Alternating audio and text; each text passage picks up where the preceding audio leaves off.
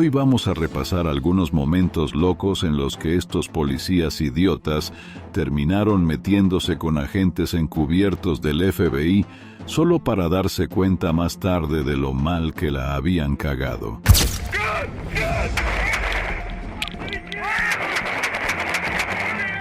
En enero de 2015, durante una operación antidrogas en un estacionamiento de McDonald's, una falta de comunicación llevó a un trágico incidente que involucró al teniente Greg Brackle y al oficial Jacob Grant. Lo que comenzó como una operación de rutina rápidamente tomó un giro devastador, dejando a Grant gravemente herido.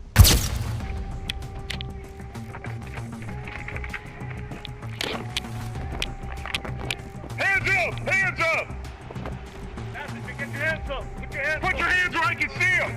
Put your hands where I can see them. Good, good. Good. Get out. Holly, back out. Holly, back out. Are you okay? Come on out, dude. Come on. I'm sorry, man. I didn't know it was you. Come here. Come here, Jacob! Don't give me a shot! Get him! Party 365! Jacob, how you there, man? You're good. Jacob! Get one of them. Jacob! Hey, what's up, Jacob? Get one of them. Get the back! Jacob, man, how you there, bro? I thought you were a bad guy!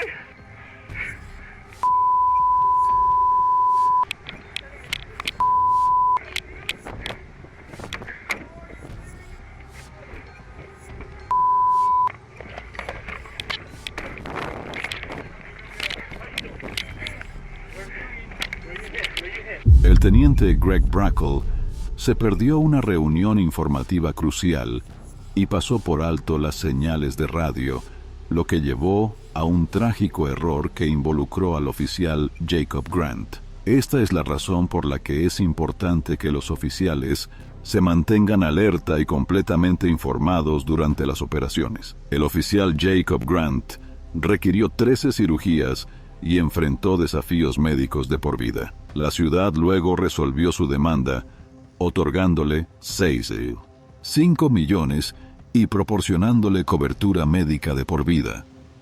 Como oficial, debes proteger a los demás, no ponerlos en peligro, pero en este siguiente caso, veremos lo contrario.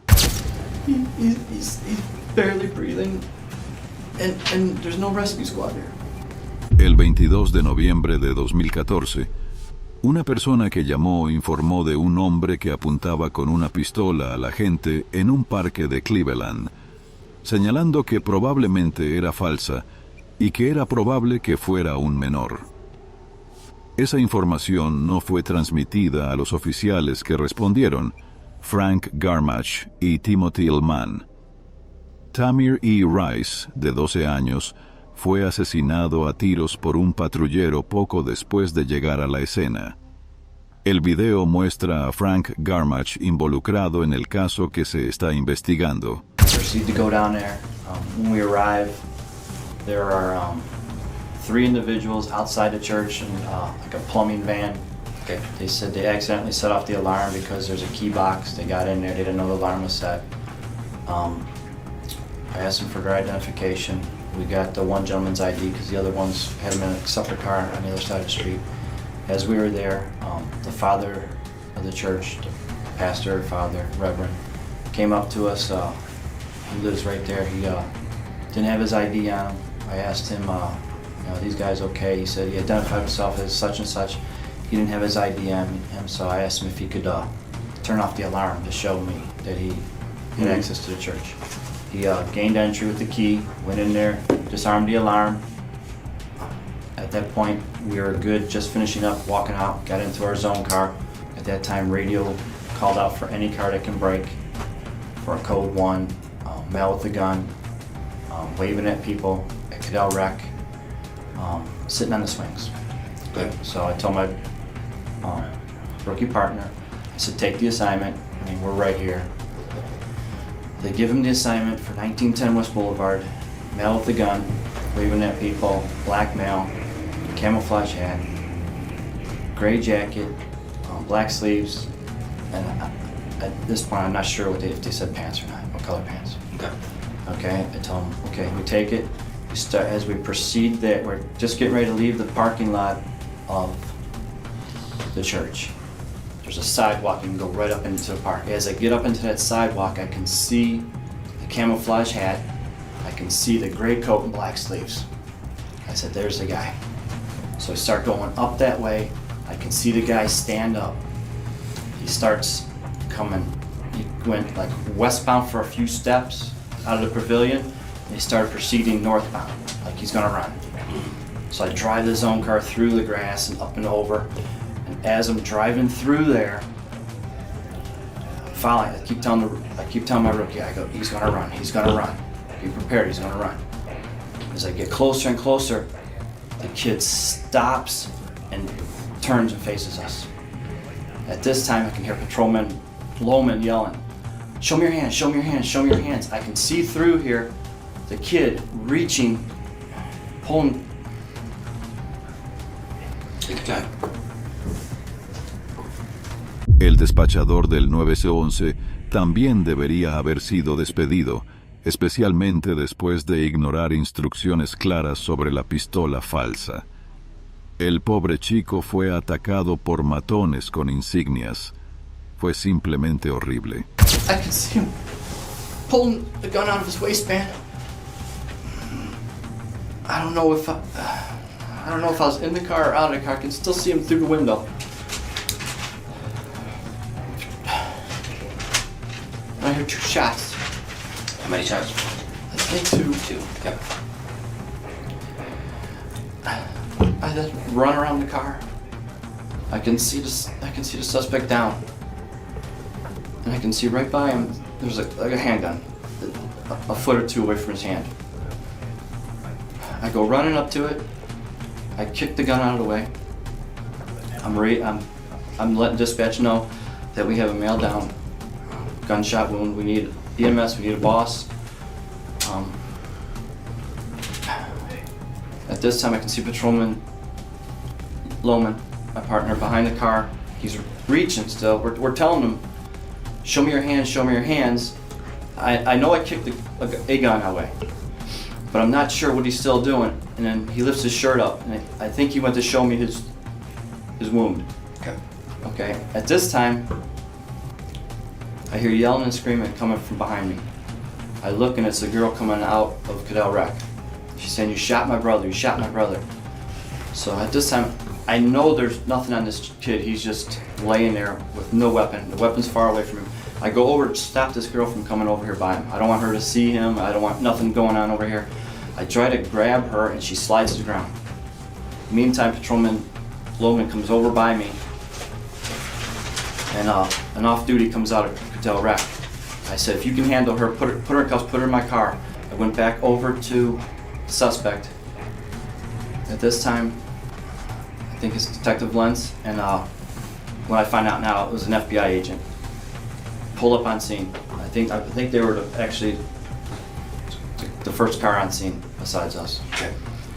He comes out, he tells me he's a paramedic. Does anyone have any gloves? I pull out. The FBI agent? Yes. Okay. I pull out 2 latex gloves, hand it to him. He starts doing some first aid, checking airways and all this other stuff. He's asking me, did you call EMS? I said, yeah, and I even went over across radio one more time. I go, can you speed him up? We need it, we need him now. I even told him, I go, send fire. Fire's right there. I can see the police, I can see the fire station. It's right there across the street.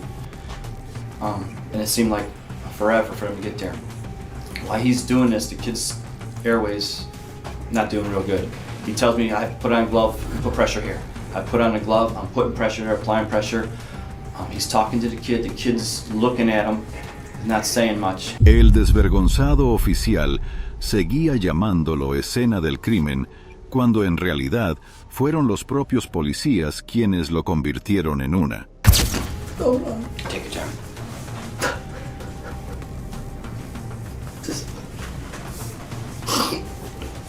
I can see this kid's eyes rolling in the back of his head.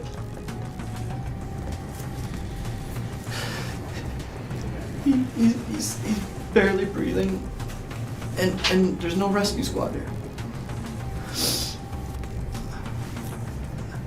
Finally, I'm holding it.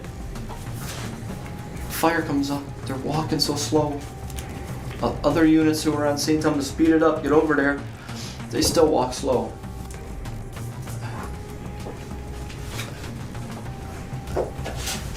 I'm holding pressure till they get whatever they got to get on. They get gloves. They got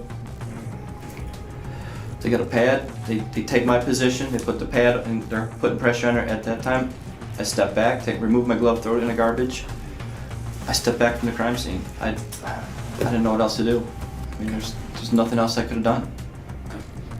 All right, when you're coming down 100th Street and you get to the park and you see him, are your lights still on? My lights are not on. Okay. I believe you heard 2 shots fired by your I believe partner. it was 2. At any time, did you fire your weapon? No, sir.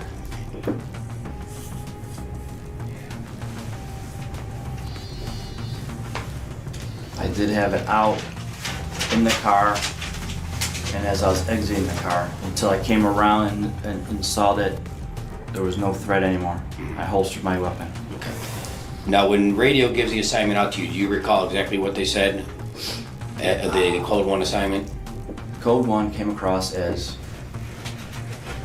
male at Cadell Park, I believe it's male at Cadell Park, camo hat, gray jacket, black sleeves, waving a gun at people. Did they give an age of the male? No. Okay. And they said a black male? Yes, Okay.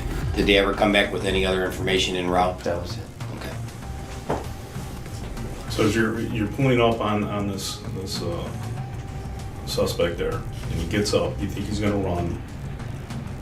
Do you have a constant vision of him? A I constant? can see him as I'm driving this way. I can still see him. He's not that far of an angle from my car. He's not between the posts. He's still within my windshield until I hit the brakes, and I'm sliding. I can still see him. I'm trying to maintain control of the car, and then because I keep hearing Tim yelling, "Show me your hands! Show me your hands! Show me your hands!" So I'm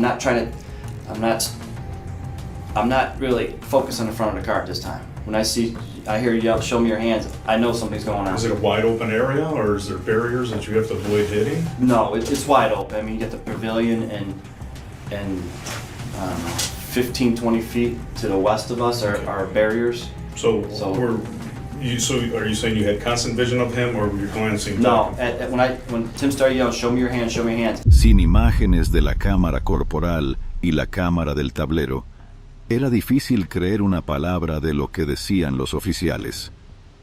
Podían llegar a cualquier nivel de brutalidad e inhumanidad solo para arrestar a un hombre inocente del que sospechaban. Después de una investigación federal de 5 años, el Departamento de Justicia no encontró pruebas de que el oficial Timothy Mann y su compañero violaran los derechos civiles de Tamir Rice. Un gran jurado decidió no acusar a Mann en 2015, lo que provocó protestas. Frank Garmash enfrentó un acuerdo de $100,000 por uso excesivo de la fuerza contra una mujer que informó de un camino de entrada bloqueado, lo cual no se notó en su expediente. En última instancia, Timothy renunció a su puesto en medio de la controversia. Si te gustó este video, por favor considera mostrar tu apoyo dando like a este video y asegúrate de suscribirte para mantenerte informado sobre futuros casos como este.